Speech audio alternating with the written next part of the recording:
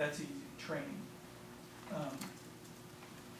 The administration has to allow us to train the students and the staff. And they have to, what's the word I'm looking for? I'm trying to be nice here. They have to understand that the training that you need might be a little stressful, okay? And it might be scary to some. So if that is the case, then they should be able to opt out of the training. If they legitimately have a mental health issue, you know, like extreme anxiety or something.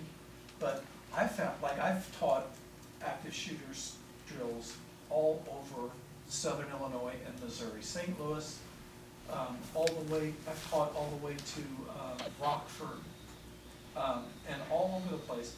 And the first, like we do scenarios as well, okay? And what I mean by that is we actually have the kids involved in an actual, it feels like an actual active shooter, you know. And after the first one, everybody's nervous as heck the first one, you know, or scared even. After that, it gets fun, because now they know what they're doing. And it's the same thing with teachers. The first time they do it, they're like, holy crap, that was ridiculous, that was scary, you know. And then after that, they get good at it, so it starts becoming fun. And I always tell them, the way you acted on that first scenario, that's exactly how you would have acted in real life, you know. The second one, after you've seen, like we critique after every scenario, you'll see that you're like, oh wow, this actually works, you know. And you also have to understand, here's a good for instance. During 9/11, you know, with the hijackers and stuff, those hijackers took over those 4 planes with box cutters. Do you know what a box cutter is? How the heck do you do that? You know, if you're trying to get me with a box cutter, I'm gonna punch you in the face, right? But people didn't know back in 2001 that you had the authority or the ability to fight back. So they just took it. And now if somebody pulled a box cutter out on a knife, I mean, I don't know if you guys watch news, but somebody will just get drunk and act up on an airplane, and they'll beat them up and duct tape them to the seat, you know? People don't put up with that now because they know they don't have to. And it's the same with you guys. You know, if somebody comes in here and they're a threat, you don't have to put up with that. Either get out or fight them or do whatever you need to do. I don't recommend this, but there's a teacher in Texas who issues every single one of his students a brick, and he has a secret word, and if he ever says that word, everybody's supposed to throw it at whoever comes in the door. Now that seems a little absurd, but man, I sure wouldn't want 30 bricks thrown at me. You know, that would be a little bit of a deterrent, but I think that's a little extreme as well.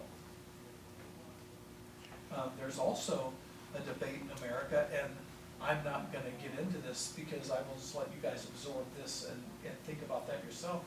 But there is a debate in America for having armed teachers, you know. I don't personally know how I feel about that, because the way that we're trained is when we come into the building and we see the person with the gun, that's the threat, right?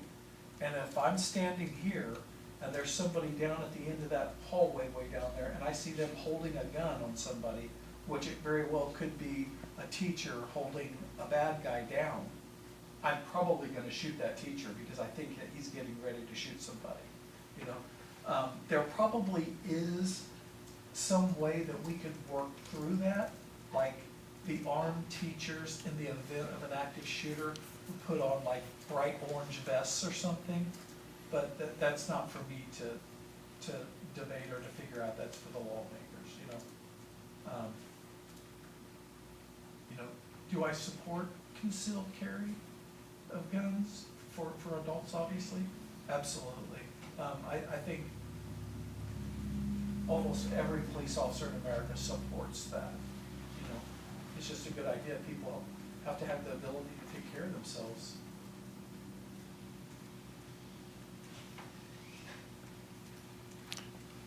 FYI, we do have 3 tripods on the bottom there, in case of an emergency, yeah. I usually grab one whenever we do a drill, but. Yeah, and that's something that you guys, you know, need to, and I know you don't remember this because you all were just kids then, but, you know, I even told you in the cops program, you know, look around the room, you know, every room you go into, look around the room, see if there's anything improvised weapon that you can find. You know, in case of something that, I don't know how heavy that is behind you, but I wouldn't want somebody throwing that at me. It's not that heavy. It looks like a pewter, I figured, but you know, I mean, she's got plenty of ammo behind her, all them books, you know. But there's always something. There's always something. Absolutely. I could put a whooping on somebody.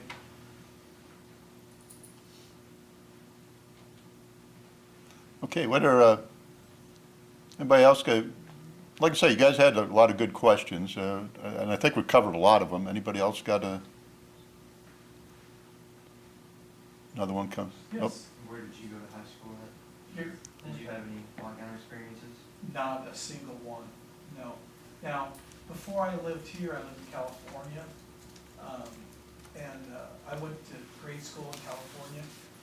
Believe it or not, we had lockdown drills out there, but that was more, I went to a military school, so I wasn't in a military school. My dad was in the military, therefore I went to school on base. But they were more security minded towards like terrorists and stuff like that. I assume that's what it was. But to be quite honest with you, we didn't really take it serious. We just thought it was like 30 minutes to get out of class, you know.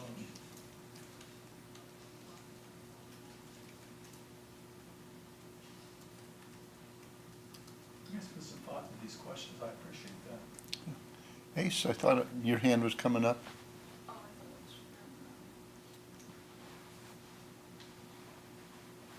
I'm all yours till the end of the class. You guys can ask me anything.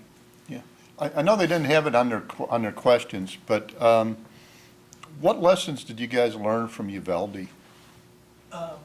And I know your approach has been totally different from Yes. what they did. What was your question again, Mr. Smith? What lessons did law enforcement learn from Uvalde? I didn't learn anything from it. I learned that that commander was a coward and that he needs to be held accountable. He needs to be prosecuted. I know that the police officers behind him were all wanting to go in, and he was not allowing them to do so. As a matter of fact, they took one police officer and took his gun away from him and took him out in handcuffs because he was trying to get in the door. That was the most absurd thing I've ever seen in my life. I mean, that was absolutely absurd. And then the commander that was on scene stated that they were waiting on a Halligan tool to get in the room. And a Halligan tool is a thing that we put in the door and then we hit it with a sledgehammer and then it opens up, okay? Nobody tried the doorknob. The door was unlocked. So either he knew that that door was unlocked, or he just thought it was unlocked, or excuse me, he thought it was locked, or he's a liar.